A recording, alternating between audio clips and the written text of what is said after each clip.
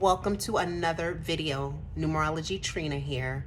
Remember to like, comment, and please subscribe. Join the conversation. I love having your comments and I love responding to them. Good, bad, or indifferent. I don't give a So today I'm changing it up a little bit. We're not going to talk about numerology.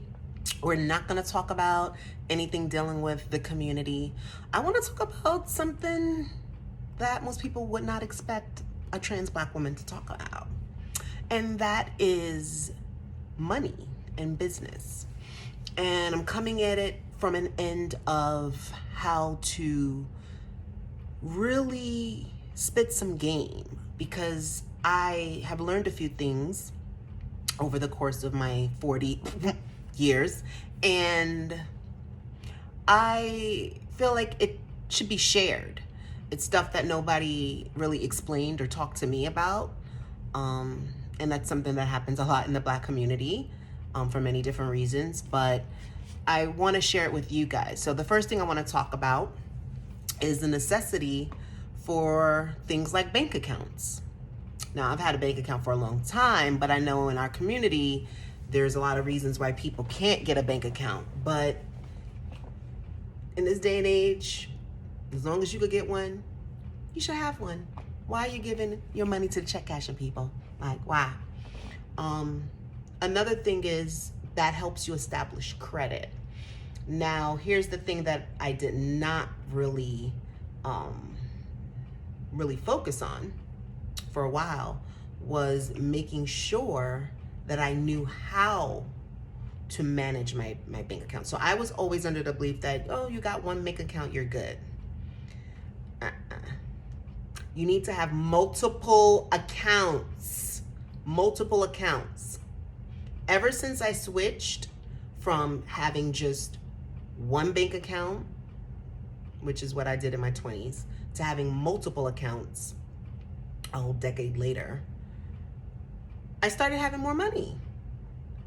And I always thought, no, if I have more bank accounts, my money's getting stretched thin. No, it teaches you how to budget. Because when you're putting money in other accounts, you come to realize this is what you're sort of self-budgeting without really doing it. You come to realize this is the money that I have. And then you forget about the other money. So that's key number one, making sure that you have multiple accounts. 2, make sure that one of those accounts is a credit union, right? Because credit unions are going to have lower interest rates for cars and for homes. Credit unions are going to have usually good dividend deals and fees. Usually the interest rates, did I say that already? I said that. Even if you get a credit card with them, the APRs are low. So really take heed of that. A lot of people think, oh, I want a big fancy bank. I want Chase. I want Bank of America. I want Wells Fargo. The mofos are ripping you off. Go take your ass down to the credit union. Go, if you're in New York, go to MCU, or if you're in other states like the DMV or anywhere along the Eastern Seaboard, go to Navy Federal. Like, get your ass a credit union. If you're in a civil, state, city job, your ass should be in a credit union. City, state, federal workers, you're a dummy if you don't have a credit union. Sorry. Because most of those jobs, they push you into that, and you need to take advantage of those benefits.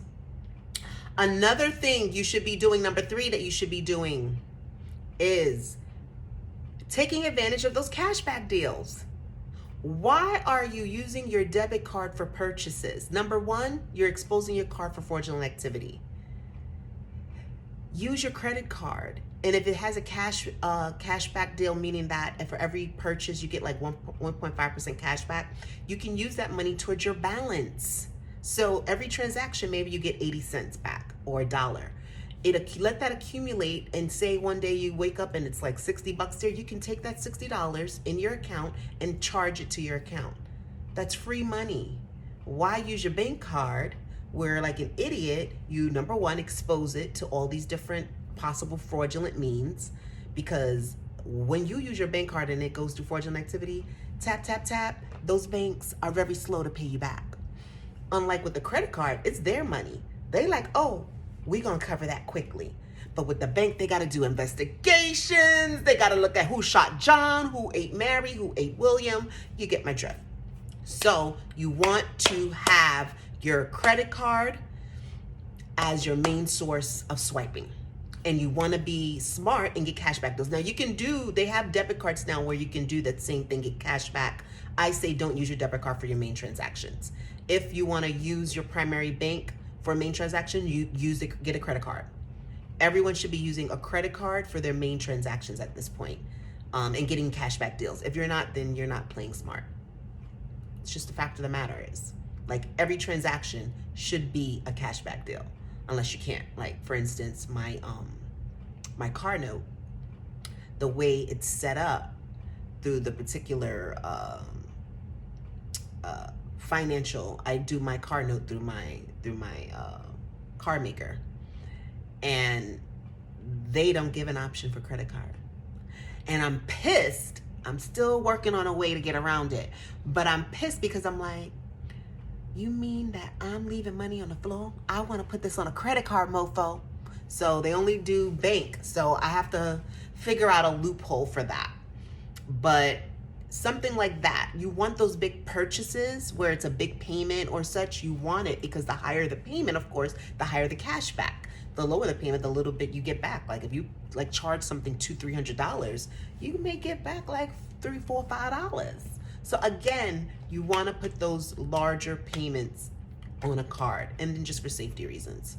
So that's another thing. So multiple accounts, have a credit union, charge all your main grocery store transactions, hair, nails, all that.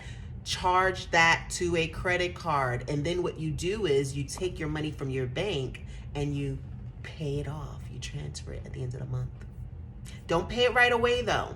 Especially if your credit utilization is low. That means the amount of total credit that you're using is not high. Maybe you've paid off all your bills. You want to have your credit utilization, they say, should be between, I think, like 1% and 3% or 3% and 5%. So you don't want to just pay it off. And a lot of times you can't. A lot of times you got to wait for the acuity in your account, the acuity, whatever, to occur. So just pay it off at the end of the month. And that's your best bet. Keeps you safe, and it keeps money in your pocket. And I'm telling you, that's worked for me. So those are my tips. I don't think I have any more real important tips. Just make sure you have a savings account that you don't touch at all. Make sure you have multiple accounts just for a rainy day. And make sure you have a credit card that you can use and put transactions on, and that it has cashback deals. That is the biggest tips I can give you guys. That's all I got for you. I got this done under 10 minutes. I love it. I am the bomb. But if you have any other ideas and suggestions, please let me know. This is not by any means, I'm not a financial expert, and this is by any means no full, complete way. There's other things that I haven't discussed, but I'm just telling you the little things that have worked for me. And there's other things that I'm doing, but I don't want to, again, go over 10 minutes. So I'm just giving you the main ones that I know. But if you have some other ones, please share them. This is how we learn as a community. Sharing is caring. Put it down in the comments. Share me your big suggestions and ideas that have worked. Let's build this money. Generational wealth is what we want. I didn't get into stocks and all of that. That's a whole nother conversation. I'm just talking about day-to-day stuff that you can do. But thank you so much. Again, if you want a numerology reading, getting off topic, you can email me at numerologytrina@gmail.com. Bye.